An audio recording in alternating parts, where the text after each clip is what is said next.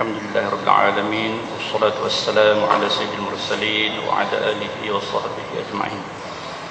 Subhanaka la ilma lana illa ma 'allamtana innaka antal alimul hakim. Rabbi shrah li sadri wa yassir li amri wa hlul 'uqdatam min lisani yafqahu qawli. Wa la hawla wa la quwwata illa billahil 'aliyyil 'azim.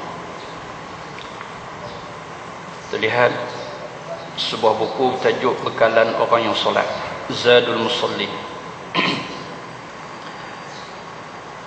Kita sebut bahawasanya bacaan sebelum daripada berwudu yang dibaca, yang diamalkan oleh Nabi SAW, iaitu Bismillah, Allahumma ghfir li dhanbi wa wasi' li fi dari wa barik li fi rizqi. Kalau siapa dapat amalkan kesemuanya itu lebih baik.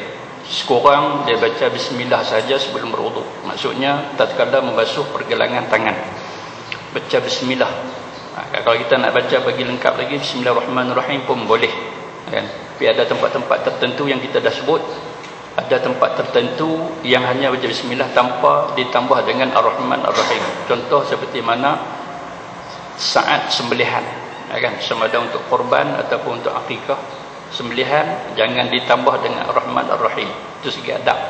Hanya kita membaca Bismillah, sunat muakkad.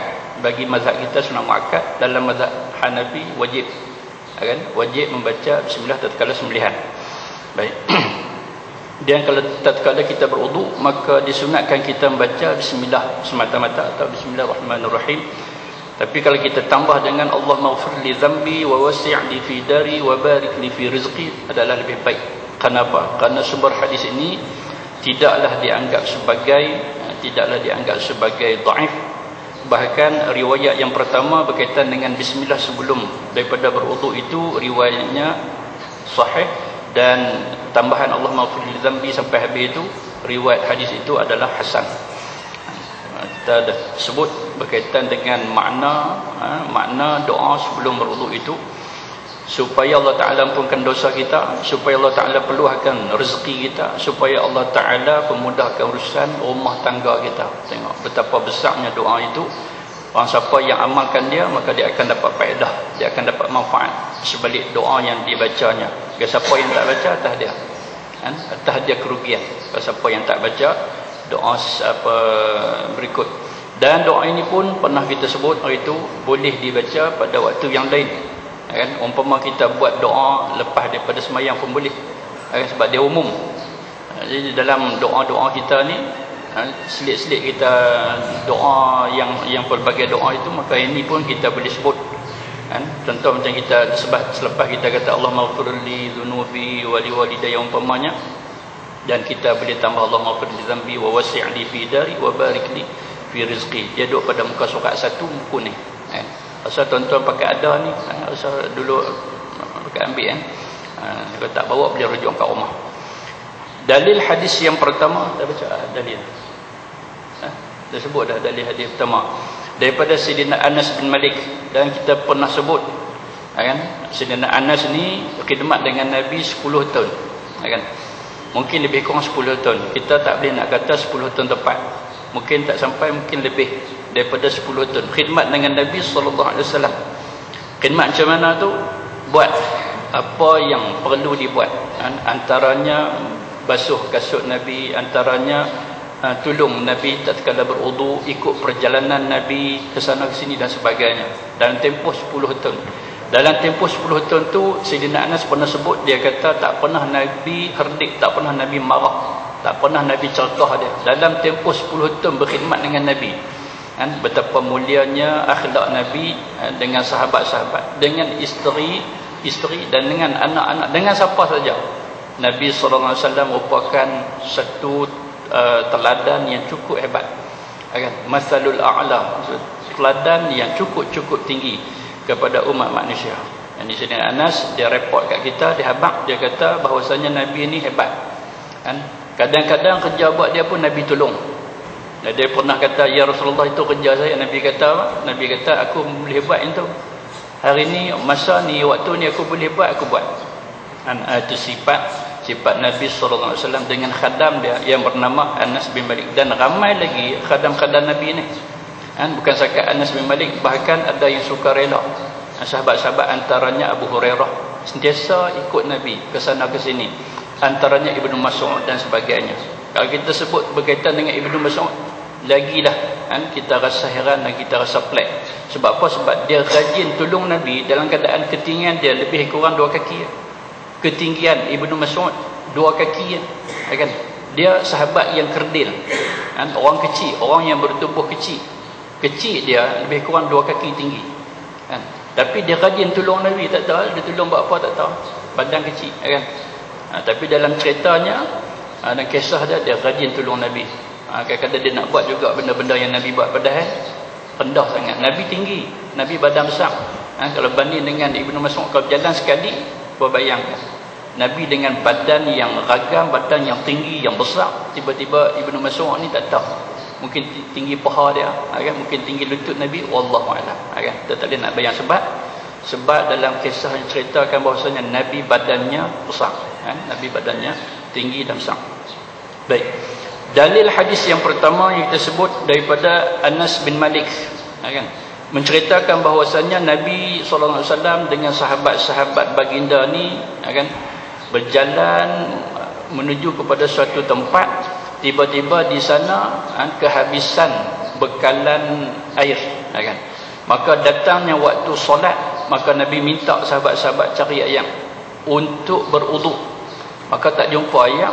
Maka Nabi bertanya, hal ma'a ahadin minkum ma', siapa di antara kamu yang ada air? Kok air bekalan. Kita cari tak jumpa, punca air tak ada kan. Dan siapa yang bawa air sebagai air bekalan untuk juri-juri pada sikit ke, atau untuk minum ke kan? Maka ada salah seorang sahabat tu kata, ya Rasulullah, ada kan? Ada sedikit, dia kata.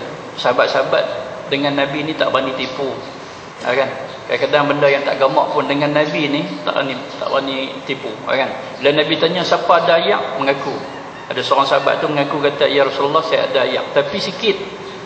Air ni pun kalau nak minum pun tak cukup, sikit sangat. Maka Nabi kata, bawa mai sini. Air tak apa, sikit pun tak apa. Aku tanya ada air ke tak kan? Ada air ke tak? Padahal dengan mukjizat Nabi, ini cerita tentang mukjizat Nabi kan? Sebab Nabi bila dia letak sahaja tangan Nabi kepada permukaan air yang sikit tu tadi, fa wada'a yaduhu fil ina'i kan? Bila Nabi letak saja tangan Nabi itu pada permukaan air, maka Nabi pun terus kata, tawadda'u bismillah. Tawadda'u, wahai sahabat-sahabatku, marilah pakat-pakat berwuduk dan bacalah bismillah kan. Kemudian Sayyidina Anas pernah dia kata bahawasanya tatkala Nabi angkat sahaja tapak tangan Nabi dan Nabi tak dekat permukaan air tu, kira permukaan macam tu saja, dia kan dalam mana sikit kan, dia duduk dalam bekas, air tu duduk dalam bekas. Nabi tak rendam ke semua tangan, sikit sangat air tu.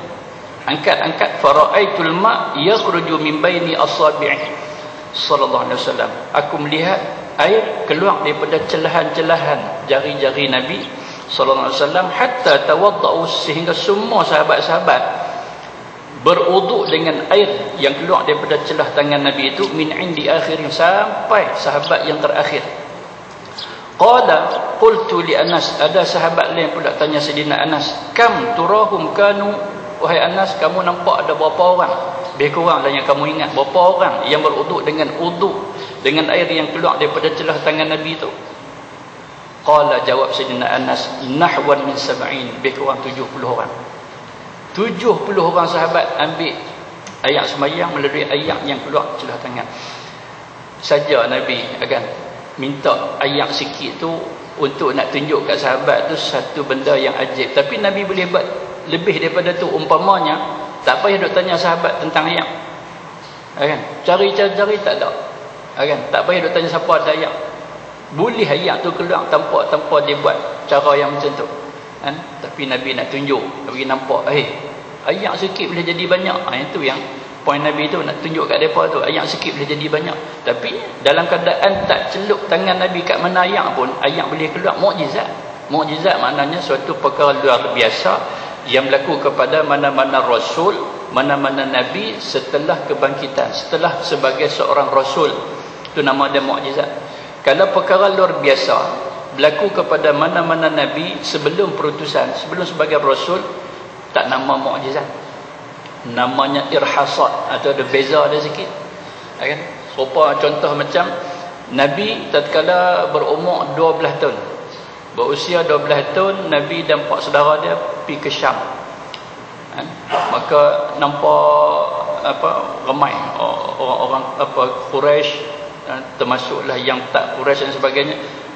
Abu Talib sendiri pun perasan, sentiasa awan ikut perjalanan Nabi, tengok redup kat lemah panas, betul Nabi tu redup, tengok apa dia duduk atas dia payung apa, tengok awan tebal duk ikut Nabi ke mana-mana. Itu bukan mukjizat. Setengah-setengah orang dia silap dia tu mukjizat, tak, bukan mukjizat. Mukjizat, istilah mukjizat ni iaitu selepas perutusan. Bila umur Nabi 40 tahun saja, benda-benda pelik berlaku, semua nama mukjizat. Sebelum 40 tahun, yang berlaku yang pelik-pelik adalah irhasat, kan?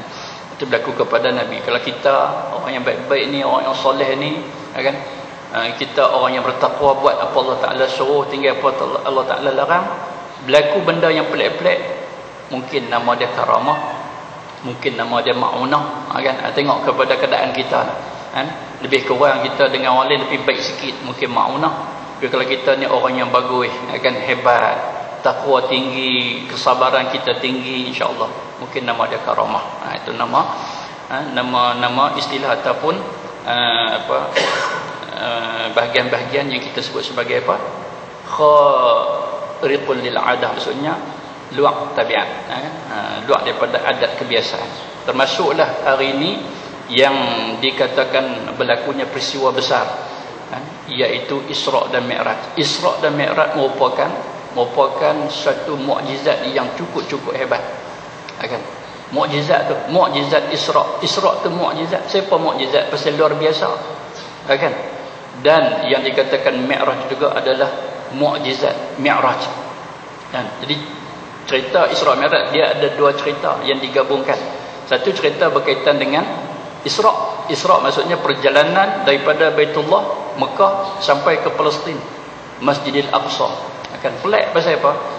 Pasal kejadian itu terlalu cepat, kan? Ceritanya selepas daripada Isyak, bermula lepas Isyak, sebelum subuh selesai cerita. Start cerita lepas Isyak. Semua cerita itu Nabi tengok gambaran ni, perjalanan ke Palestin zaman dulu. Itu pun yang heran lah, zaman dulu, kan? Heran perjalanan yang panjang. Kalau ni pun orang kata sat saja pi, kan? Pun orang rasa terkejut dah juga. Mekah ke Palestin, tak tahu, saya pun tak biasa perjalanan Mekah ke Palestin, kan? Cumanya daripada Syria ke Jordan, Jordan ke Madinah, Madinah ke Mekah, rasa lama, perjalanan dengan kereta, dengan kenderaan, kan? Itu macam mana lah perjalanan dulu, menaiki unta, menaiki kuda, kan? Tapi dengan kuasa Allah Ta'ala. Kenapa? Kerana bukan Nabi yang bergerak sendiri, tapi Allah Ta'ala sebut asra, maksudnya Nabi digerakkan oleh Allah, Allah yang memperjalankan Nabi. Itu nama dia mukjizat, kan? Perkara luar biasa yang berlaku kepada Nabi. Itu campur dengan Mi'raj pula, perjalanan langit ke langit, kan? Sampai ke Sidratul Muntaha, ulang alik turun kerana nak kurangkan fardu sembahyang, kan? Ini semua perkara luar biasa, kan? Yang berlaku kepada Nabi sallallahu alaihi wasallam. Cumanya tuan-tuan, perlu kita fahami bahawasanya tarikh 27 Rejab tidak muktamad, kan? Semua kita yang sebut, tak ada pilihan yang lain kita sebut. Sedangkan Ibnu Hajar Al-Asqalani, seorang ulama yang banyak kita ambil, kan, ijtihad daripada dia, kita ambil pedoman-pedoman berkaitan dengan hukum-hukum tarikh-tarikh yang tertentu. Ibnu Hajar Al-Asqalani dia kata berlakunya Isra' Mi'raj ini, kan, dia kata bukan pada bulan Rejab saja yang dikatakan ulama, bahkan ada setengah ulama berkata berlaku pada bulan Syawal, ada yang kata berlaku pada bulan Rabiul Awal, ada yang kata pada bulan Rabiul Akhir, kan? Jadi 27 Rejab adalah tidak muktamad. Bolehlah kita guna pakai. Sebab apa? Sebab ada sebahagian yang mengatakan bahawasanya dia berlaku pada 27 Rejab. Mau kita kata tidak muktamad. Kan? Bila tidak muktamad, maka kita tidak boleh buat sesuatu ibadat kait dengan tarikh itu. Kait dengan tarikh itu, kan. Kalaulah kita kata puasa 1 Rejab adalah makruh berdasar kepada beberapa fakta. Kan Sayyidina Umar pernah larang orang berpuasa 1 Rejab. Kan? Tiap-tiap tahun nak puasa tu, tiap-tiap tahun tak pernah tinggal. Dia nak puasa yang tu. Tetap puasa dia macam tu, nama dia makruh. Kecuali kalau dia kait 2 hari lepas pada tu. 1, 2, 3. Selamat. Saya rasa saya dah cerita dalam benda ni. Kan? Kalau puasa 1, 2, 3. Sebab apa? Sebab dia jatuh kepada puasa jenis puasa 3 hari awal bulan. 3 hari awal bulan, 1, 2, 3, maka sunat. Kan? Kalau dia puasa tengah dalam bulan Rejab ni, tengah 3 hari, 13, 14, 15, maka dapat pahala sunat. 3 hari tengah bulan. Dan ataupun ujung. Kan? Ujung. Kalau ujung kita tengok paling ujung tarikh dia berapa, kita ambil 3 hari. Kan? Maka puasa 3 hari di akhir bulan adalah sunat. Tapi kalau kita pilih-pilih, kan, tertentu rasa-rasa kita tak merujuk kepada kitab, maka nama dia makruh. Kan? Dan kita bimbang takut-takut jatuh pada haram. Kan? Maka sopa juga dengan hukum. Ada orang tanya, Ustaz, puasa hari ini sunat ke tak? Puasa hari ini 27 Rejab. Maka saya kata kalau 1 Rejab pun ada ulama kata makruh, maka saya kata makruh. Pasal apa? Pasal tarikh tak muktamad. Tengok senarai puasa sunat tak ada 27 Rejab. Tapi kalau siapa nak rajin puasa-puasa, tu saja. Kalau nak banyak puasa bulan Rejab, puasa. Tapi jangan pilih hari. Pilih hari, kan, adakah Nabi buat macam tu? Ni masalah dia. Duk pilih hari yang tu nak buat. Kan? Serupa macam kita buat kenduri jenazah, kenduri arwah lah kita kata. Kan? Siapa duk pilih hari? Nak buat. Duk pilih hari ke-7, hari ke-40, hari ke-100, itu tak boleh. Kan? Jadi banyak dalam masyarakat kita ni nampak macam nak jadi elok, tapi duk tak elok lagi. Kan? Duk ikut juga cara-cara rontok duk buat. Kan? Jadi kita duk mengaji. Kan? Banyak pendedahan ilmu agama, tapi duk buat serupa yang dulu juga. Tak boleh. Nak kena tunjuk perubahan. Kan? Kalau kata Ustaz, kalaulah saya nak puasa hari ni, tapi niat nak puasa 3 hari ujung bulan.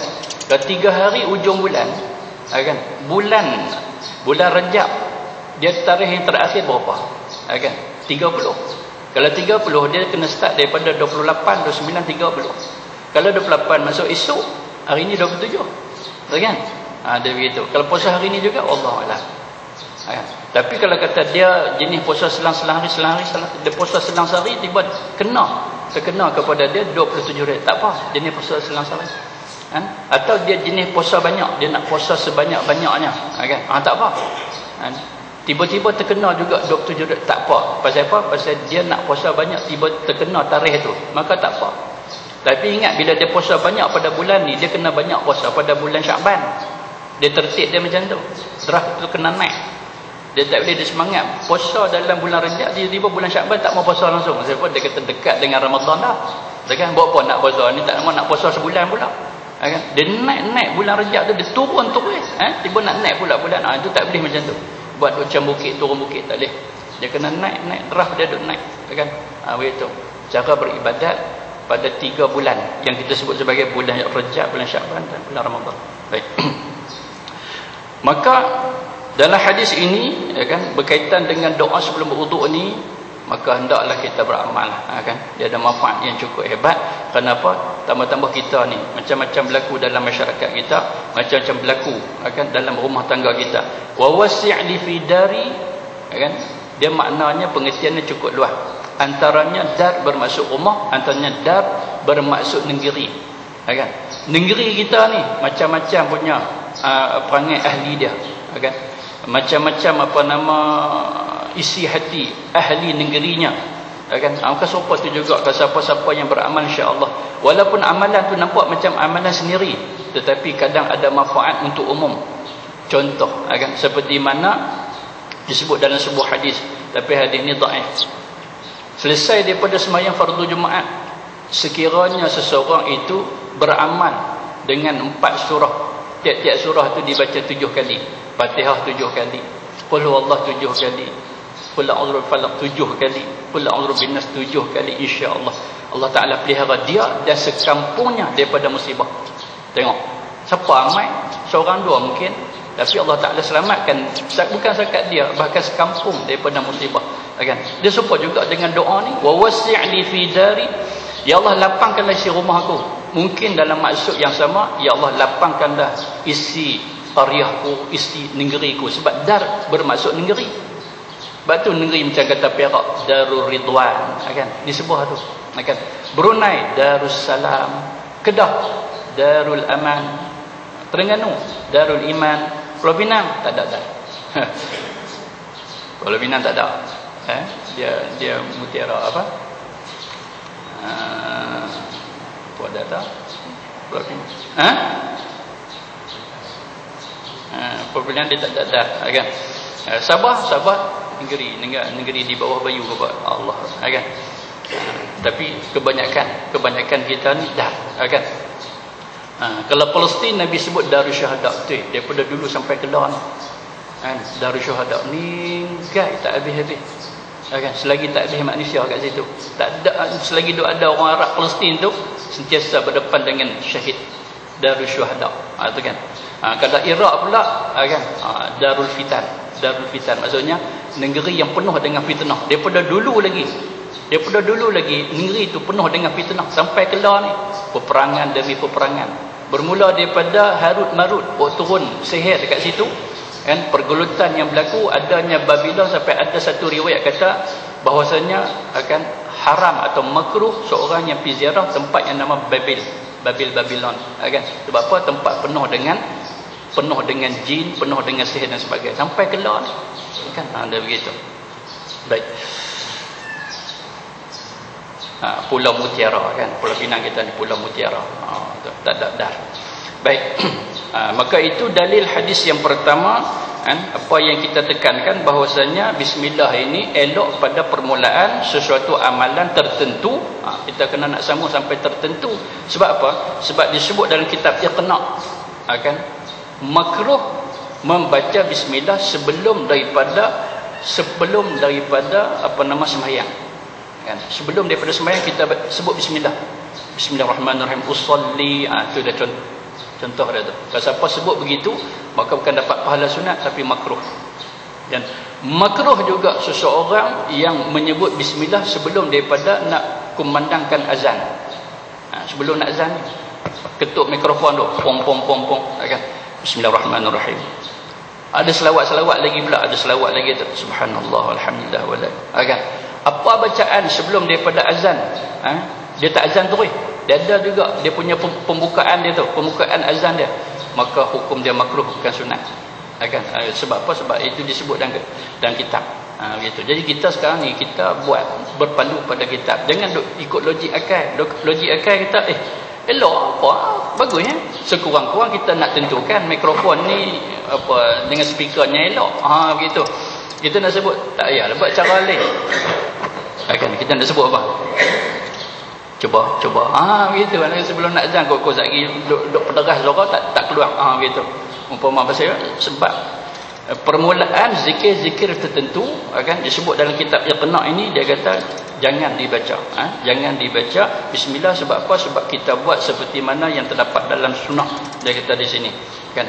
Walaupun sunat pada permulaan sesuatu amalan-amalan yang berfaedah ataupun yang baik, seumpama macam mandi, sama mandi sunat atau mandi wajib, kan? Ataupun tayamum, sembelihan, jima', baca Quran dan sebagainya. Tetapi dia kata jangan, kan? Kita mendahului bismillah di solatin, untuk sembahyang, di zikrin, kan? Untuk satu zikir dan sebagainya, tak payah. Kita dahului dengan bismillah. Baik. Kemudian kita sebut dah hari itu bahwasanya kalau siapa terlupa pada permulaan, dia boleh baca bismillah pada pertengahan wudu. Kan? Dia terlupa nak baca. Sekarang ni nak baca, kat mana dia nak baca? Kan? Setengah ulama kata apa? Makruh kita sebut bismillah pada tempat yang mana tempat itu pernah dijadikan tempat buangan najis. Kan? Makruh pula kat situ. Nak jaga kemuliaan kalimah basmalah tu. Jadi kalau kata bilik ayam, biasanya macam tu lah kita ambil sembahyang kat bilik ayam. Kan? Bilik ayam kita buat apa? Mandi lah Ustaz, mandi. Tapi mandi setengah orang buang yang kecil. Kan? Mandi dia buang yang kecil. Dia tak buang yang kecil dekat tandas. Tandas tu untuk buang yang besar. Kalau buang yang besar, yang kecil dia turun sekali. Itu memanglah, itu mesti dah. Kan niat pun nak buang yang kecil, tapi dah buang yang besar, yang kecil pun turun. Tapi sambil mandi, sambil buang yang kecil. Kan? Kalau kes tu berlaku, artinya kat situ tak apa elok. Kita beruduk membaca bismillah. Kan? Itu kat mana kita nak baca bismillah? Berarti tempat yang kita tak buang yang kecil, yang besar. Kita baca bismillah. Jadi bismillah ini pada permulaan nak basuh pergelangan tangan. Dia sekarang ni, maka kita tak dapat tidak kita nak ambil sembahyang dalam bilik air. Tapi rugi kalau tak baca bismillah. Maka kita boleh membaca bismillah di luar. Kan? Baca bismillah di luar bilik air. Sekarang ni nak baca bismillah tatkala nak basuh pergelangan tangan. Nak basuh kat mana? Luar bilik air. Dalam bilik air ada paip. Luar bilik air kat mana? Dekat sinki. Kan? Luar bilik air kita ada sinki. Sinki nak basuh pinggan, cawan apa semua. Kat situ kita start kita basuh tangan. Kan? Baca bismillah, cepat masuk, sambung. Kan? Cepat masuk, maka kita sambung. Sekarang pula masalah sinki tu pula. Kan? Sekiranya tempat basuh pinggan, tempat basuh cawan ke, mangkuk ke, apa, kuali ke, atau periuk ke apa ke, sekiranya sinki itu juga diguna untuk tukar pampers anak atau cucu. Kan? Yang ni kadang-kadang orang buat mudah tak mau bawa pergi bilik air. Kan? Cepung anak kecil tu nak tukar kat situ. Biar dia berdiri dalam takung tu, kita pun buka paip jenis paip itik angsa tu. Kan? Senang betul, tala betul punggung dia. Punggung anak kecil tu. Tu tukar pampers, buka pampers duk gosok punggung anak kat situ. Jadi sofa tu juga. Tempat tu menjadi tempat pembuangan najis. Maka kat situ pun kalau kita start kat sinki ni, baca bismillah, sofa tu juga macam dalam bilik air. Abang nak pastikan sinki kita tu untuk basuh pinggan, untuk benda yang tidak bernajis. Kait dengan najis saja, maka kat situ bismillah kita jadi makruh. Dari itu. Di sana ni kita sebenarnya kita nak bagi sempurna untuk kita itu saja. Sebab Nabi pernah sebut, kan? La wudu'a liman lam yaqul bismillah. Tak berwuduk maksudnya tak sempurna wuduk, bukan tak sah. Tak sempurna wuduk. Kita sekarang ni lama dah kita dok buat beberapa perkara yang tak sempurna. Kan boleh hujung-hujung umur kita ni, kalau siapa rasa macam umur dia kat hujung dah, begitu, maka ikhtiarlah supaya buat sesuatu supaya apa yang dia buat itu jadi sempurna. Wuduk ke, amalan tu, amalan ni ke, bab semayang nak bagi sempurna, bab puasa nak bagi sempurna, nak kena tahu banyak. Itu saja. Kan? Kalau kita tahu sikit-sikit, maka tak sempurna, kita rugi. Kan? Rugi tu bila kita nak rasa nak ke akhirat besok. Kawan-kawan pakat dapat hebat-hebat, kan? Balasan-balasan Allah Ta'ala sedia tu hebat, tapi kita kurang. Kan? Kat sana kita akan rugi. Lah tak rugi apa, seronok buat tak tahu, buat tak kisah. Nak cakap dah, aku kan nak ikut. Cakap dah, sebutlah apa-apa, ada setengah orang tu kan nak ngaji sungguh, kan tu seronok duk tunggu macam tu, dia tak mau nak amal, esok dia menyesal. Kan? So, siapa buat dia dapat. Kan? Ni semua pesanan-pesanan yang kita baca apa terkandung daripada kitab-kitab ulama-ulama yang muktabar. Kan? Walau kita susun di sini dalam buku kita, tapi petikan kita ambil daripada kitab Iqna berkaitan dengan hukum basmalah dan sebagainya. Dalil yang kedua iaitu berkaitan dengan apa? Berkaitan dengan doa. Allahumma ighfir li dhanbi wa wasi'li fi dari wa barik li fi rizqi. Iaitu daripada Abu Musa al-Ash'ari. Abu Musa al-Ash'ari ni, kan, sahabat Nabi yang cukup lama, kan, sehingga dia menjalani beberapa peristiwa hijrah. Hijrah pertama ke Habasyah dia terlibat, dan hijrah kedua ke Madinah dia pun terlibat. Yang kata Abu Musa al-Ash'ari, nama sebenar dia Abdullah bin Qais. Abdullah bin Qais bin Sulaim. Kan? Selepas daripada dia masuk Islam saja, Nabi arahkan hijrah ke Habasyah, maka dia pun pergi bersama dengan Sayyidina Uthman bin Affan radhiyallahu an. Dan ketokohan dia, keilmuan dia, wara' dia, hebat dia, sehingga Nabi lantik sebagai gubernur. Dia Abu Musa bersama dengan Muaz bin Jabal sebagai gubernur ke Yaman. Dua orang jadi gubernur ke Yaman. Susah nak cari macam tu. Sebab apa? Biasanya Nabi lantik seorang-seorang. Kamu gubernur sekian-sekian tempat. Kamu gubernur kat Bahrain. Kamu gubernur dekat Syria, Syam. Kamu gubernur sekian-sekian tempat. Di Taif dan sebagainya. Tapi di Yaman Nabi hantar 2 orang. Sebab apa? Sebab pengaruh Kristian, kan? Kemudian ada pengaruh ajaran yang beragamakan matahari pun masih ada, kan? Sebab Yaman ni, kan? Yaman tempat lama, kan? Yang masih lagi beramai lagi dengan cara-cara agama lama, kan?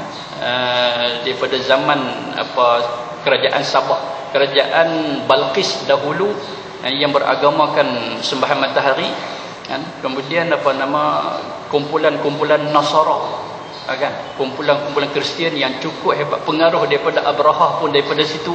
Abraha daripada Yaman, kan?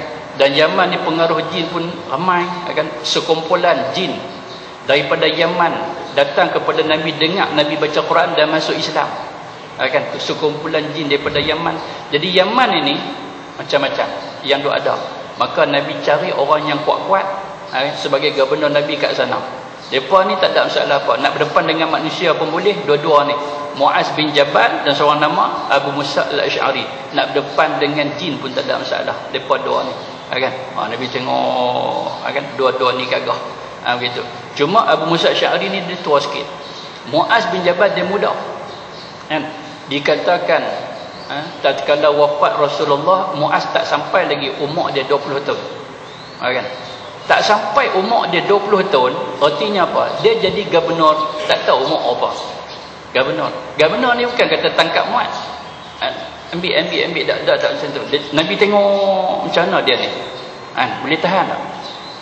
Boleh lah dia nak mewakili. Sebab gubernur tu duta untuk mewakili Nabi, kan? Mewakili Nabi, artinya kalau orang nampak tak apa elok, nanti orang akan kata Nabi tu tak apa elok. Dia begitu. Nak tengok orang ni kiranya boleh harap. Lepas tu Nabi pesan kepada mereka dua ni, wahai Muaz, wahai Abu Musa Asy'ari, kat sana nanti kamu nak berhukum dengan hukum apa? Dua-dua mereka jawab dengan hukum Quran. Kalau tak ada dalam Quran, tengok yang Quran ni, kamu hafal Quran 30 juzuk. Kalau tak ada, kan? Macam mana nak berhujah? Dia kata dengan sunnah, kan? Pun kalau tak ada, macam kami akan berijtihad, kan? Ya Rasulullah, dengan ilmu, dengan Quran yang ada, dengan sunnah yang kami hafal, kan? Sekiranya kalau ada masalah sesuatu yang tak terjawab daripada dua sumber itu, kami akan berijtihad. Maka Nabi kata apa? Syabas, alhamdulillah, dapat sahabat yang serupa kamu ni, kan? Itu cerita dia. Maka Nabi SAW pernah berdoa kepada Abu Musa Asy'ari. Nabi angkat tangan, Nabi berdoa, Allahumma ghfir li Abdillah bin Qais zambahu wa dakhilhu yaumal qiyamati mudkhalan karima. Akan hadis sahih riwayat Imam Muslim. Ya Allah, ya Tuhanku, ampunkanlah dosa Abdullah bin Qais, maksudnya Abu Musa al-Ash'ari, kan? Dosanya, dan masukkanlah ya Allah dia dalam syurga nanti pada hari kiamat, kan? Dia dapat doa Nabi. Serupa juga dengan perawi hadis yang pertama, Sayyidina Anas, kan? Sayyidina Anas, bila mak dia mai jumpa mak dia Ummu Sulaim. Ummu Sulaim jumpa Nabi, ya Rasulullah, anak saya ni nak menjadi khadammu ya Rasulullah. Sebelum saya tinggalkan dia kepada kamu, doalah, saya dengar doa kebaikan untuk anak saya. Nabi pun terus berdoa. Nabi tengok Sayyidina Anas, Nabi tahu budak ni insya-Allah akan berguna suatu masa nanti. Maka Nabi pun berdoa, ya Allah, Tuhanku, panjangkan umur Anas bin Malik. Panjangkan umur dia, Anas bin Malik. Ya Allah, Tuhanku, Engkau bagilah rezeki kepada dia tak putih-putih. Ya Allah, Tuhanku, bagilah anak dia ramai. Ya Allah, Tuhanku, masukkanlah Anas bin Malik ini ke dalam syurgamu. Tu kan Nabi berdoa, 4 doa tu. Maka bila usia Anas lebih daripada 100 tahun, maka Sayyidina Anas pernah sebut, dia kata sesungguhnya doa Nabi 3 yang aku dah rasa, aku kesan 3 doa Nabi yang mustajab. Pertama, Nabi berdoa supaya umur aku ni lanjut, supaya umur aku ni banyak. Maka sekarang ni umur aku lebih daripada 100 tahun. Setengah yang kata tatkala dia sebut itu umur dia 103 tahun, kan? Umur panjang. Sebab apa? Sebab umur umat Nabi Muhammad ni Nabi sebut antara 60 ke 70. Tak ramai yang sampai yang mencecah 100 tahun, kan? maka dia rasa umur dia dah banyak kan, berkat doa Nabi. Kemudian dia kata doa Nabi supaya murah rezeki, dan aku merasainya. Kenapa? Kerana aku ni dikurniakan duit yang banyak, dusun, ladang, kebun dengan ternakan yang membiak-biak, tak putih-putih, kan? Maka aku dapat kesan daripada doa yang ketiga Nabi, supaya aku dapat anak yang ramai. Maka anak aku sendiri, dia kata 120 orang. Itu Sayyidina Anas. Bukan anak tiri, bukan anak belau, bukan anak angkat, kan? Anak bin dia sendiri 120 orang. Tak apalah kalau katalah rezeki kita boleh kahwin 4 orang lelaki ni, kan? Tapi jangan duk mohong, jangan duk mohong, buat elok-elok, jangan duk khianat, kan? Kalau kahwin 4 sekali pun rasa tak boleh nak dapat sampai 120 anak, kan? Putih tu, kan? Lagi tu 120 gagah. Sayyidina Anas ni seorang yang kuat, yang gagah. Dia kata, cuma dia kata doa yang keempat tu tak tahu lagi dah boleh ke tak boleh. Doa Nabi yang keempat kepada aku, sahabat yang sembang dengan dia tu tanya, wahai Anas, apa dia doa Nabi yang keempat? Nabi berdoa supaya aku masuk syurga, tak tahulah boleh ke tak. Begitu. Macam tu, kan? Sahabat Nabi tu dapat doa daripada Nabi. Dia ingat siapa Nabi tu, bukan tak tahu.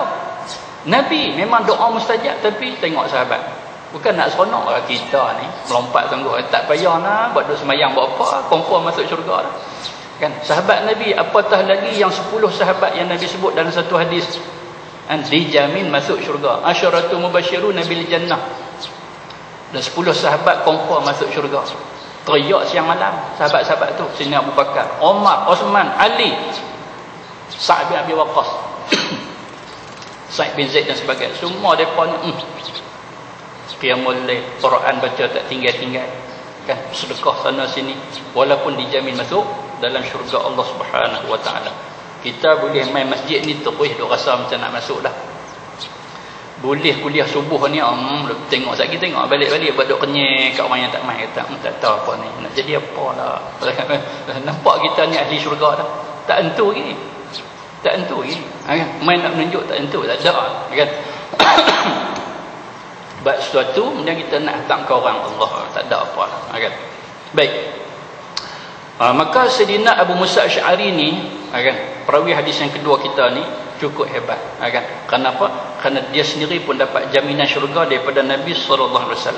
Tapi Nabi ni, bila Nabi sebut begitu, Nabi tahu dah daripada awal sampai ke hujung, Nabi tahu dah mereka ni tak makan dipuji, kan? Walaupun Nabi puji, puan ni bagus, ahli syurga, tak nak makan. Bukan kata bila Nabi sebut-sebut pas ni apa tak buat apa dah, tak. Nabi tahu sungguh, kan? Nabi tahu sungguh mereka ni boleh harap, kan? Dan kalau tak sebut pun macam tu lah mereka ni, kan? Kalau Nabi tak sebut tentang syurga pun mereka ni, kan, tak payah Nabi doa untuk nak masuk syurga ke apa ke, memang masuk syurga. Siapa Nabi tahu dah. Cuma Nabi sebut tu untuk pengetahuan kita bahawasanya mereka ni tengok, kan, kehebatan, sehingga Nabi doa, lepas Nabi doa pun serupa tu juga perangai mereka, kan? Seolah macam apa? Seolah macam Nabi tak sebut mereka ni tentang ahli syurga, seakan macam tu. Pasal apa? Amalan mereka tu sama saja. Macam mana semayang mereka sebelum Nabi berdoa, kan? Nabi sebut berkaitan dengan syurga, macam mana semayang mereka. Lepas Nabi doa pun serupa tu juga. Istiqamah tu, semayang tak tinggal-tinggal. Sampai Nabi berdoa pun, ya Allah Tuhanku, masukkan dia ke dalam syurga, serupa tu juga, kan? Sebab tu Nabi berdoa, Nabi yakin dengan sahabat-sahabat, kan? Doa Nabi tu kan kata untuk nak jet mereka, doa untuk pengetahuan kita betapa hebatnya sifat-sifat sahabat Nabi sallallahu alaihi wasallam. Baik, maka disebut juga bahawasanya Abu Musa al-Asy'ari ni dia tahu sak kematian dia. Tak usah kata lah sahabat-sahabat, ulama-ulama tertentu pun depa tahu sak kematian dia, kan? Ulama-ulama tertentu macam macam Imam Ghazali. Imam Ghazali dia nak meninggal, dia meninggal pada pagi Senin. Imam Ghazali ni dia nak meninggal, dia kata ke anak dia, dia kata ke adik dia, wahai adikku Imam Ahmad, wahai Ahmad, mana kapan aku nak peluk dia, kan? Dia tinggal wasiat yang macam-macam. Dia habaq, dia pesan kepada adik dia nama Ahmad, kan? Wahai kapan aku nak cium, tak mau lagi lah, apa nak balik aku dengan kau ni, kan? Pada masa tu nampak okey lagi, kan? Okey, boleh duduk sembang, boleh cakap ke apa kan. Dia tahu sak-sak kematian dia, ya.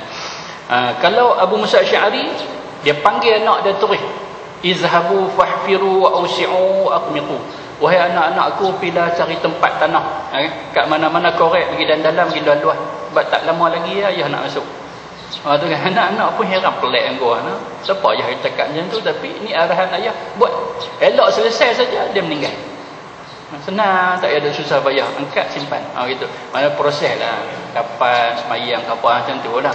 Maknanya di segi pengurusan jenazah tu mudah, cepat. Dia begitu. Dia tahu saat-saat kematian dia. Dan depa orang-orang yang baik ni, kan sahabat, para ulama, wali-wali sebagainya, mereka yang hidup di zaman salafus soleh ni 300 hijrah ni, alhamdulillah depa bersedia sungguh untuk kematian. Depa bersedia sungguh. Kita kalau suruh pesan habaq, apa-apa habaq pun kadang buat tak tahu. Tak bersedia juga dengan kematian. Tiap-tiap tahun kita dah buat sambutan ma'al hijrah, sambutan Isra' Mi'raj. Ingat tak bahawanya tiap-tiap tahun itu umur kita tambah. Kan? Umur kita tu, jumlah umur tambah. Tapi sebenarnya kan, di sebalik penambahan angka umur itu kita berkurangan.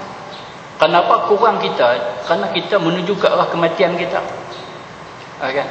Nampaknya bertambah. Tahun lepas 39 tahun. Kan? Oh, bersedih 2 hari lepas umpamanya. Kan? 40 dah. Jadi tambah nombor tu. Tapi sebenarnya umur kita kurang. Sebab kematian dah tetap. Dalam kandungan ibu masing-masing kita ni, Allah Ta'ala tetap dah umur kita ni. Si Fulan ni keluar, umur dia 4 hari. Cukup 4 hari meninggal. Sebab tu kita berhadapan dengan kematian kena sabar. Kan?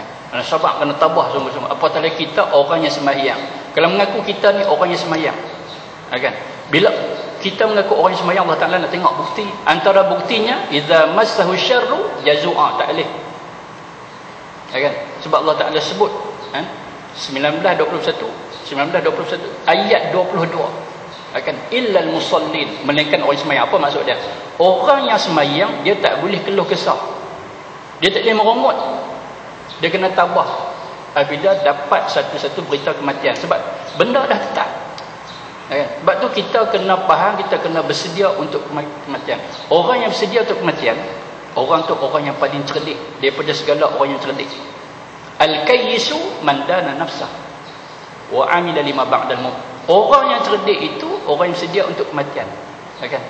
Orang yang sedia muhasabah diri dan orang yang sedia bersedia untuk kematian dia. Taubat, kan? Tak mau buatlah benda-benda yang karut-marut sebagainya. Istighfar banyak-banyak. Mengaji bagi sungguh-sungguh, kerana ilmu asas kepada amalan. Amalan tu Allah Ta'ala akan terima kerana ada ilmu. Yang tu ya. Tak ada masa ada seronok-seronok. Kita sendiri kita tahu. Tepuk dada tanya iman, tepuk dada tanya ilmu. Sakat ni yang kita duk beramai ada ilmu ke tak? Aja seronok dia ikut cara orang tua. Kena ada ilmu sungguh-sungguh. Kan? Bab puasa, bab semayang patah lagi, semayang yang penting sekali. Kan? Tak boleh buat lebih kurang. Dan nak kena tahu sungguh-sungguh. Kau boleh nak elokkan lagi zikir-zikir lepas semayang umpamanya. Kan? Segi teraturnya ikut sunnah Nabi tu macam mana zikir-zikir lepas semayang. Kan? Kemudian pula dalam semayang macam mana kita cara nak takbir yang sempurna kau boleh. Selama ni kita dok buat tapi kita nak sempurna. Macam mana takbir yang sempurna, tapak tangan ni nak sengit ke, nak tepat dengan kiblat ke apa ke, macam mana? Kita nak bengkok sikit ke, kita nak buat cekang terus ke, macam mana tapak tangan kita masa takbir itu. Kan? Nak takbir itu, nak sebut Allahu Akbar tu dia serentak ke tak serentak dengan gerak geri kita tu. Kan? Gitu. Sempurnanya dengan serentak. Bila sebut-sebut Allah Akbar masa takbir, tangan kita kat bawah tu, tangan tepi paha tu terangkat dah. Allahu Akbar. Bar saja dah senyap dah. Antara dada dengan pusat kita, tangan kita letak. Secara qiyam kita tu macam tu. Yang kita nak buat yang sempurna, selama ni nampak macam tak apa sempurna. Dekat-dekat nak sampai tempat sujud baru kita takbir. Itu tak sempurna. Start turun saja, startlah kita sebut Allahu Akbar. Bar saja dari kita duk rapat dah. Kan? Serupa juga masa nak angkat tu. Angkat kepala sikit saja bunyi dah Allah. Allahu Akbar. Bar saja berdiri dah, elok. Kan? Itu yang sempurna dah. Kan? Yang kita nak buat, kan? Sepatutnya macam tu. Kita fikir dan nilai balik amalan kita ni yang kata orang yang cerdik yang Nabi kata, iaitu rajin bermuhasabah. Muhasabah, tengok masuk muhasabah, buat yang terbaik daripada sebelum. Seperti Allah Ta'ala sebut apa? Allah Ta'ala sebut dalam surah Al-Hasyr, ya ayyuhalladzina amanu taqullaha wal tanzur nafsum ma qaddamat lighad. Kan? Ya ayyuhalladzina amanu ittaqullaha wal tanzur nafsum ma qaddamat lighad. Wahai orang beriman, takwalah kamu kepada Allah Ta'ala dan tengok yang kemarin kita buat macam mana. Kan? Untuk esok tu buat yang terlebih baik daripada kemarin. Dan itu. Dan tadi kita sembahyang Isyak umpamanya, subuh nak kena elok daripada Isyak. Kita mesti subuh dah. Jadi sekali nak sembahyang Zuhur. Zuhur lebih elok daripada subuh tadi. Dari segi gerak-geri tak serupa. Sama yang kita dah buat tak kisah. Janji sembahyang. Kan? Aku sembahyang juga. Apa lagi teruk, apa tak sembahyang langsung. Tak boleh. Tak mau. Nak tingkatkan, begitu. Baik, jadi perawi kita yang kedua nama dia Abu Musa Al-Asy'ari ni, kan? Seorang tokoh ulama, sahabat yang cukup hebat, kan? Meninggal pada tahun 52 Hijrah. Dan dikafankan dia di Kufah, dan dia seorang sahabat, kan? Seorang sahabat yang pernah Nabi sebut dalam sebuah hadis, ada sahabat yang menguruskan urusan ke bumi Nabi Daniel, maka orang tersebut adalah ahli syurga. Maka bila dilihat, rupa-rupanya sahabat itu nama dia Abu Musa Al-Asy'ari pada zaman Khalifah Umar bin Al-Khattab. Kan? Jumpa jenazah lama bila perluasan jajahan negara Islam ini sampai kepada tempat-tempat, kan, yang pernah diduduki oleh beberapa nabi-nabi lama, termasuk pada satu tempat, sebuah gua, kan? Dalam gua itu terdapat satu mayat lama, kan? Siapa pun tak tahu, tapi Allah Ta'ala bagi ilham, Allah Ta'ala bagi firasat kepada Sayyidina Umar. Nabi akui firasat Sayyidina Umar. Nabi sebut dalam sebuah hadis, ittaqu firasatal mu'min fa innahu yanzuru bi nurillah wa minhum Umar. Kan?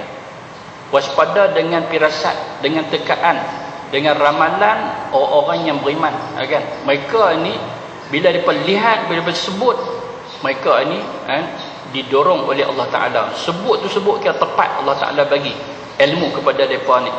Antara mereka itu iaitu Umar. Nabi kata antara mereka yang dapat tekaan yang tepat itu, maksudnya firasat itu adalah Umar. Jadi antaranya Sayyidina Umar, dia tengok kepada jenazah yang lama, dikatakan lebih daripada 300 tahun. Dia teringat terus kepada hadis Nabi, yang Nabi kata ada satu Nabi yang akan disemadikan selepas daripada aku. Kan? Orang siapa yang uruskan jenazahnya, maka dia ahli syurga. Terus dia teringat hadis itu, maka dia kata inilah jenazah Nabi Daniel yang disebut oleh Nabi SAW. Maka pengurusan, kendalikan jenazah, pengurusan simpan, tanam apa semua dibuat oleh Abu Musa Al-Asy'ari. Abu Musa Al-Asy'ari dengan fatwa dia kata oleh kerana mayat ni mayat lama, mungkin takut orang buat khurafat dan sebagainya, maka dia arahkan korek 13 kubur. 13 kubur korek, tolong pakat korek 13 kubur, siap semua kubur terkorek.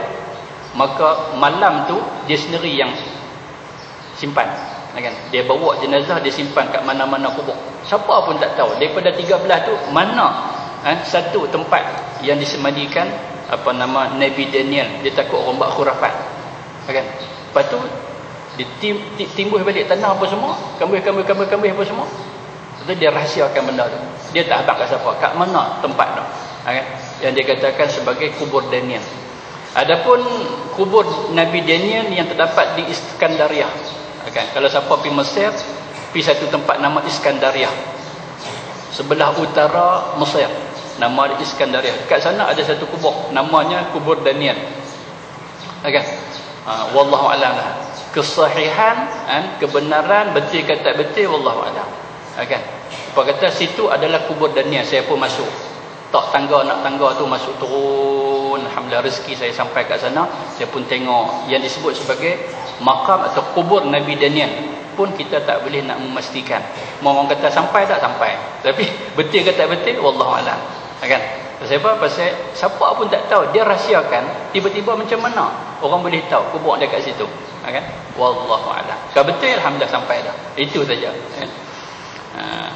Kubur para nabi ni alhamdulillah lah. Beberapa kubur-kubur para nabi ni saya sempat ziarah, antaranya kubur kepala Nabi Yahya. Sebab apa? Sebab hanya disimpan di situ kepala Nabi Yahya apabila lepas daripada sembelih. Kubur Nabi Yahya di Damsyik. Kemudian kubur Nabi Zakaria ayah dia di Halab, di Aleppo, ada perang lah ni, pumpang-pumpang di Syria perang. Kemudian kubur Nabi Zulkifli alhamdulillah sampai. Kubur Nabi Ayub alhamdulillah sampai, kan? Kubur anak Nabi Adam Habil alhamdulillah sampai, sepadan, dekat sepadan dengan Israel, kan? Termasuk dengan kubur Nabi Daniel dan sebagainya. Baik, alhamdulillah kita pergi ziarah, tengok, doa, mudah-mudahan doa kita terberkat kat sana. Baik. Bacaan setelah azan, ada satu soalan, kan? Yang tanya saya, Ustaz, ada saya terbaca, kan, satu buku tu kata barang siapa perawat yang bertanya kepada pesakit tentang nama mak dia, kan, bila mai pesakit tu dia tanya nama apa, mak nama apa, tu contoh macam tu. Kalau lah perawat tu, kan, dia bukan sekat tanya nama pesakit, dia tanya nama ibu kepada pesakit tu, kan. Buku tu kata apa? Perawat itu menggunakan kaedah jin, kan. Adakah betul macam tu? Kaedah rawatan tak boleh tanya mak. Pasal kalau tanya mak, confirm dah orang tu menggunakan jin, kan. Saya terbaca, Ustaz. Sebab apa? Sebab banyak juga perawat yang bila dia tanya bin mak sekali, sebab dia nak baca dekat ayam ke apa ke, nak bin mak, dia tak bin ayam. Tapi buku tu kata perawat tu menggunakan jin. Ustaz, betul ke tak? Maksudnya saya nak jawab bahawasanya, kan, sumber mana yang dia ambil, kan, hujah apa yang dia kata bahawasanya tak boleh bin mak, apa hujah dia, kan, apa hujah dan kaedah perawatan yang dia guna.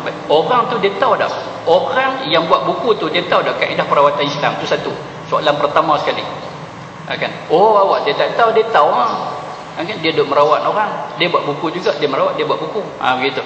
Baik, kalau dia merawat orang, dia guna kaedah rawatan secara tauqifiyah ke ataupun rawatan secara ijtihadiyah, kan? Dia terima yang mana, kan?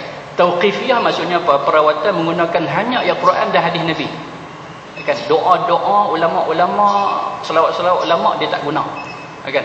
Adapun yang ijtihadiyah dia ambil juga daripada amalan ulama-ulama tertentu dalam rawatan dia, doa-doa, selawat dan sebagainya. Sebab apa? Sebab selawat syifa, contoh dia selawat syifa. Selawat syifa, orang yang beramal dengan perawatan secara tauqifiyah, mereka tak amal selawat syifa. Bahkan setengah daripada mereka kata apa? Bahawa siapa amal dengan selawat syifa seleweng, kan, maka dia boleh jadi murtad. Sebab apa? Sebab dia mengatakan bahawa Nabi adalah syifa, bukan Allah sebagai syifa, kan? Allahumma salli ala Muhammad tibbil qulubi wa dawaiha wa afiatil abdani wa shifaiha wa nuril absari wa dhiyaiha, kan? Setengah daripada mereka, bukan semua, setengah kata apa? Orang siapa yang amal dengan selawat itu, maksud selawat syifa, maka dia seleweng menyesatkan orang, dia sendiri pun sesat. Kan? Ada setengah yang macam tu. Sekarang ni saya nak jawab yang tu sama, kan? Betul ke tak betul selawat syifa itu salah, kan? Memang bukan Nabi sebut, ulama yang sebut. Ulama Allah Ta'ala bagi ilham ke dia, dia pun susun selawat, nama dia selawat syifa. Tapi salah ke tak salah orang nak guna selawat syifa, kan? Kemudian pula di segi dia kata Nabi itu adalah manusia biasa, dia bukan syifa. Betul ke tak betul maklumat tu? Tuan-tuan baca surah Yunus. Ambil surah Yunus ayat 57, firman Allah Ta'ala, ya ayyuhan nasu qad ja'atkum mau'izatum min rabbikum wa shifaa'un lima fis sudur wa hudan wa rahmatun lil mu'minin. Sadaqallahul azim. Allah Ta'ala kata, wahai sekalian manusia, telah datang kepada kamu seorang manusia sebagai mau'izah daripada Tuhan kamu. Seorang manusia, Nabi. Nabi itu adalah mau'izah kepada kita daripada Tuhannya, daripada Allah lah. Mau'izah maksudnya memberi peringatan. Nabi sifat dia sebagai beri peringatan kepada kita. Wa syifa'u lima fi sudur, dan Nabi juga adalah syifa. Allah tak ada kata. Kan? Nabi adalah syifa bagi segala hati manusia. Wa hudan, Nabi juga sebagai petunjuk. Wa rahmatun, Nabi sebagai rahmat lil mukminin, bagi sekalian orang yang beriman. Allah Taala kata sendiri Nabi sebagai syifa. Tiba dia kata tak boleh beramal dengan selawat syifa, silap banyak. Kan? Ini satu hal yang berlaku dalam masyarakat. Jadi kita ni sekarang ni, siapa pun, mana ustaz pun, dia berhujah ni, slow-slow sikit kita dengar fatwa dia. Kan? Tak boleh duk tangkap terus terima. Kan? Nak pasti. Serupa juga yang terkini, yang lebih kurang tak terkini lah. Kira kat sebulan aku, dia keluar dalam YouTube. Kan? Siapa yang beramal dengan zikir ilahi lastulil firdaus sesat. Sesat kot mana? Sesat kot mana? Kan? Dah bukan ayat Quran, betul? Bukan ayat Quran kita sokong. Kan? Nabi pun tak pernah sebut, betul? Kan? Sekarang ni sesat kot mana? Kan? Jadi kalau dia kata bid'ah, betul lah bid'ah. Pasal apa? Pasal Nabi tak buat. Masalah sesat tu besar tu. Tuduhan tumahan yang cukup serius. Sesat. Kan? Bagi saya, pengamatan saya, yang mula susun yang Allah Ta'ala ilham kepada dia, syair yang berbunyi ilahi las tulil firdausi ahla. Siapa dia? Abu Nuwas. Abu Nuwas lahir pada 145 Hijrah. Kan? Abu Nuwas Allah Ta'ala ilham pada dia. Kita orang Melayu kita kata Abu Nawah. Kan? Abu Nawah. Dan kita bila sebut Abu Nawah saja, dia pelawak, orang bodoh, orang tak betul. Kan? Cerita yang ditokok tambah, yang direka-reka oleh apa? Orientalis. Dia reka nak menghina ulama Islam. Dia hafal Quran, dia hafal hadis, fiqh, akidah cukup hebat. Yang nama Abu Nuwas. Kan? Ayah dia mufti. Tatkala itu mufti kerajaan Baghdad. Ayah dia mufti. Kan? Kemudian ayah dia pesan kepada dia, wahai Hasan, nama dia Hasan bin Ali. Wahai Hasan, ayah nak meninggal dah, rasa sakit sangat, dah uzuk sangat ni. Ingat pesanan ayah, wasiat ayah, jangan jadi mufti. Pesan ke anak dia. Pasal apa? Pasal apa ayah dia kata macam tu? Awak hebat sangat ke Abu Nuwas sampai ayah dia pesan jangan jadi mufti? Memang zaman itu dua anak beranak ni memang tokoh yang hebat. Masyarakat dah tahu dah. Ayah meninggal, anak ganti. Ketokohan tu dengan ilmu, keluar fatwa apa semua. Tu macam mana kita kata Abu Nawah ni pelawak, geng-geng senario dan sebagainya. Begitu kan. Abu Nawah ni hebat. Ayah dia kata jangan jadi mufti. Walau ayah buat elok dah, terbaik dah, tapi ayah duk ingat sampai lah, duk ingat lagi. Nabi kata kan, mufti ada 3, 2 masuk dalam neraka, 1 masuk dalam syurga. Maksudnya apa? Ramai mufti masuk neraka daripada syurga. Mufti tu kita main subuh ni rasa masuk syurga dah. Batal boleh aku duk dengar khutbah ustaz ni, dengar ceramah ustaz ni, ke ahli syurga kita. Orang lain tak tahu ya, tak main tahu ya. Kita alhamdulillah. Kan? Mufti yang keluar fatwa, yang kira duk serban jubah apa semua, main nak tentu kiblat ke apa ke sikit sebanyak ke nak rasmi. Tu Nabi kata, ramai mufti masuk dalam neraka daripada syurga. Imam Abu Hanifah, kan? Bila kerajaan nak lantik dia sebagai mufti, dia tolak, dia tak mau. Kan?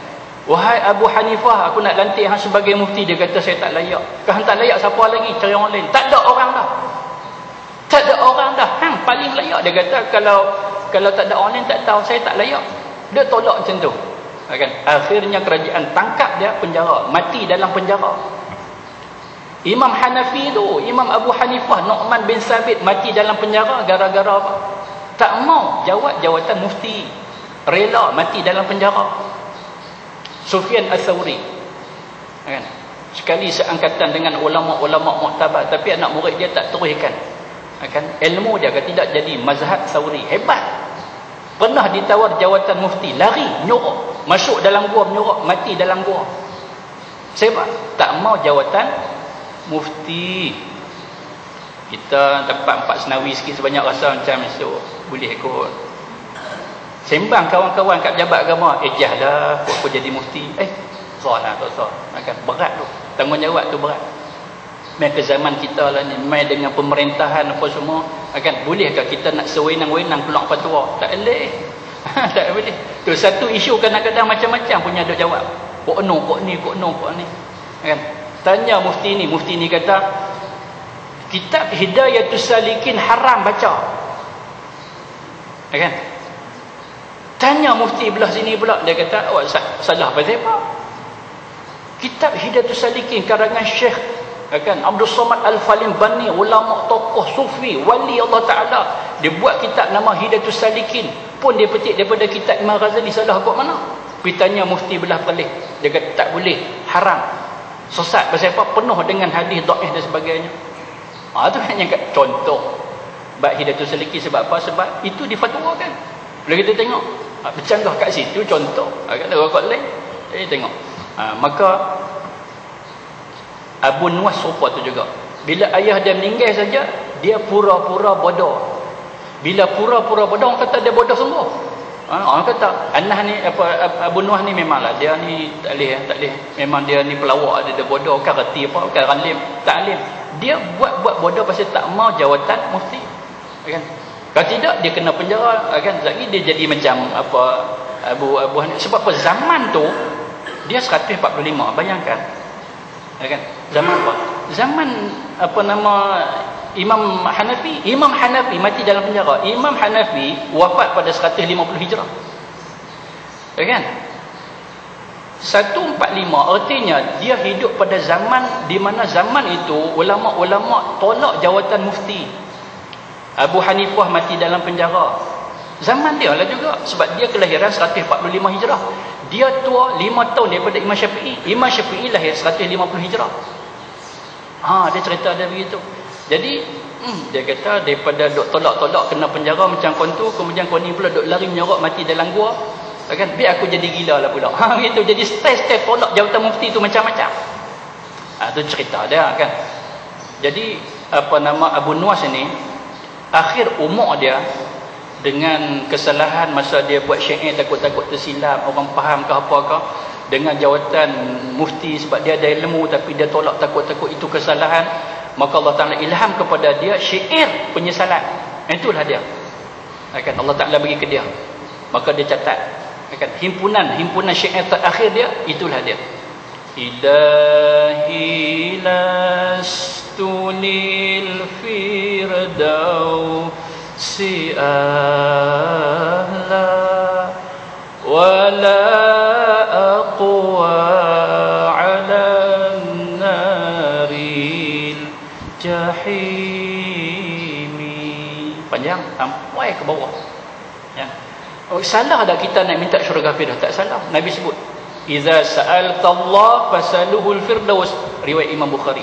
Bila kamu nak doa pada Allah Ta'ala, minta syurga firdaus. Itu ada dalam tu. Salah kau mana? Kan? Itu cerita dia. Jadi bila mai pelik-pelik punya petua yang keluar, kadang-kadang ialah ustaz-ustaz biasa saja. Selawat syifa tak boleh. Kan? Kenapa? Nabi tak amai. Kan? Kalau siapa amai sesat. Kok mana? Berdalilkan ayat Quran tadi. Surah Yunus ayat 57. Kemudian pula ni siapa? Sedangkan syair Ilahi Lasul Firdaus tu cukup terkenal, Imam Syafi'i amai. Imam Syafi'i kan dia amai, kemudian dia tengok syair tu dia amai. Maka setengah daripada ustaz-ustaz kita kata apa? Ilahi Lasul Firdaus adalah syair Imam Syafi'i. Tak. Dia dulu daripada Imam Syafi'i. Kan? Kemudian orang kata syair ini adalah apa rekaan daripada Rabi'ah Adawiyah. Tak. Rabi'ah Adawiyah dia mai kemudian. Kemudian ada orang kata syair ini adalah amalan daripada Abdul Wahab Sya'rani. Dia lagi kemudian. Kenapa? Kerana Abdul Wahab Sya'rani lahir dia 898 Hijrah. Dekat-dekat dengan 1000 Hijrah. Lagi kemudian. Pasal apa ramai sangat ulama amai? Ulama amai syair itu sebab hebat. Bagus penyesalan dia. Sampai ke lubuk hati kita, betul lah. Dosa-dosaku bagaikan pepasir di pantai. Tak boleh ya? Dia sebut Allah Akbar, dosa banyaknya. Alhamdulillah. Kan? Semua ulama sokong. Berapa bilion manusia, berapa bilion di kalangan manusia itu ulama-ulama yang muktabar amal. Kalau Imam Syafi'i amal, anak murid dia Imam Ahmad tak amal sama ke? Begitu kan? Zikir itu. Maka dia keluar dalam YouTube, siapa amal sesat, dia menyesatkan Imam Syafi'i. Oh, apa hukum orang yang menyesatkan Imam Syafi'i? Orang yang menyesatkan Rabi'ah Dawiyah. Berat. Berat. Kalau dia tak tarik balik, dia tak keluar balik dalam YouTube, dia batalkan kenyataan dia, bahaya. Tak usahlah ambil isu-isu yang pelik-pelik. Kan? Pernah saya baca dalam laman blog, kan? Buka internet ni, dia kata mak ayah Nabi confirm ahli neraka. Dia keluar pelik-pelik macam tu tajuk. Kan? Sedangkan jelas ayat Quran, Allah Taala kata tidak akan diazab mereka-mereka yang tak sampai dakwah Nabi dia. Kan? Dan Nabi tak berdakwah. Umur Nabi berapa masa tu? Kan? Ayah Nabi meninggal, Nabi duduk dalam kandungan. Mak Nabi meninggal, Nabi 6 tahun tak dakwah apa. Tiba ahli neraka kat mana? Kan? Begitu. Baik. Maka bila tanya pada saya soalan, kalau bin mak ni macam mana Ustaz? Saya buku tu dia kata, perawat katanya mak tu, perawat tu menggunakan kaedah jin. Kan? Maka saya kata, apa hujah dia? Kan? Apa hujah dia? Oh, salahkan nak bin mak. Kan? Sedangkan kita ada satu hadis riwayat daripada Imam Al-Humaidi. Kan? Siapa kenal Imam Al-Humaidi? Ustaz kita ada. Kan? Nama Ustaz Humaidi. Kan? Saya tak saat ni duduk, pas mayang duduk tengok pula nama Ustaz Ahmad Humaidi. Kan? Imam Humaidi, dia bersahabat dengan Imam Syafi'i 10 tahun. Kan? Dia salah seorang daripada tok guru kepada Imam Bukhari, Imam Humaidi. Kan? Dan Imam Syafi'i kata Imam Humaidi hafal hadis 10,000. 10,000 hadis. Kita 10 hadis pun tak apa. Kan? Kehafal pun lupa lah. Innamal a'malu binniyat. Tu gagah tu hadis pertama, hadis 40. Innamal a'malu binniyat wa innamal likulli imrin ma nawa. Dia tak. Astagfirullah. Allahumma salli ala Muhammad. Oh, dan selawat lagi lupa. Kan? Tu 10 pun tak sampai. Ni 10,000. Imam Humaidi. Salah satu hadis dalam sunan dia, sunan Imam Humaidi ni, salah satu hadis Fatimah anak Nabi pernah sebut kepada ayah dia, wahai ayah aku, saya sakit gusi. Saya sakit sangat-sangat gusi saya ya Rasulullah. Kan? Maka Nabi pun membaca doa kepada telunjuk Nabi. Habis doa tu, maka Nabi pun letak dekat gusi anak dia. Kan? Doa tu berbunyi, Bismillah wa billah as'aluka bi'izzatika wa jalalika wa qudratika ala kulli syai'in fa inna Maryama lam talid ghaira Isa min ruhika wa kalimatuka an takshifa ma talqa Fatimata binta Khadijah. Tengok hadis. Hadis sebagai bukti perawat boleh menggunakan nama mak sekali. Berhujah kepada hadis riwayat Imam Al-Humaidi. Sebab tu kita bila nak berhujah, cek baliklah dulu. Kalau tak tahu, wallahu a'lam, selamat. Kan? Adakah kesemua perawat menggunakan jin bila kata bin mak? Memang ada, tapi jangan kita kata kesemua. Mai ke bomo, mai ke pawang ke apa, mungkin depa guna kaedah jin, bertanya bin mak pasal nak sabit keturunan, saka ke apa ke, adalah cara-cara, kan, nak merosakkan keturunan orang. Kita tak boleh duk menghina keturunan kita, berdosa. Kan? Mai kepada kaedah-kaedah yang karut tak boleh lah. Tapi sekarang ini salah ada. Kalau kata seorang tu dia tak guna kaedah jin, pun ayat Quran, hadis ada sikit sebanyak daripada amalan ulama, tapi dia nak tanya mak bin mak, nak ambil berkat sikit. Kan? Salah kata salah? Memang tak salah, sebab apa? Ada hadis. Kan? Nabi pernah sebut anak dia binta Khadijah, tak kata bin dia. Kan? Padahal Nabi boleh kata bin dia, kan? Tapi bin Khadijah, mak bin mak. Maka hadis ini menjadi dalil, maka boleh, kan, seorang yang nak merawat bertanya tentang nama ibunya, akan minadurri kullihi dengan nama Allah, kan, demi Allah aku bermohon dengan kemuliaanmu, kebesaranmu, kekuasaanmu atas segala sesuatu, sesungguhnya Maryam, fa inna Maryama lam talid ghaira Isa, sesungguhnya Maryam tidak melahirkan anak selain daripada Isa. min ruhika, yang berasal daripada ruhmu, wa kalimatuka, dan kalimahmu, an takshifa ma talqa, aku bermohon agar engkau melenyapkan kepada Fatimah binti Khadijah, anak aku Fatimah binti Khadijah, minadh-dhurri kullihi, rasa sakit yang dirasainya selama-lamanya. Tak usahlah bagi sakit dah gigi anak aku ni, kan? Jadi doa Nabi pernah sebut Fatimah anak dia binti Khadijah. Maka situ dalil setengah-setengah perawat kita ambil nama mak.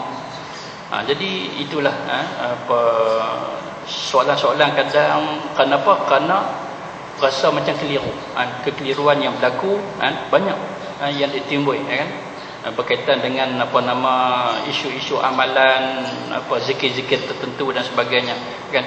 Jadi kita alhamdulillah kita ada kuliah, kita ada majlis pengajian, kita ada ustaz-ustaz yang boleh bagi panduan, bimbingan sebagai inilah tempat kita, kan. Kalau kita duk ambil ilmu daripada komputer, kan, YouTube sebagainya, laman-laman blog, Facebook sebagainya, kan, ada manfaat.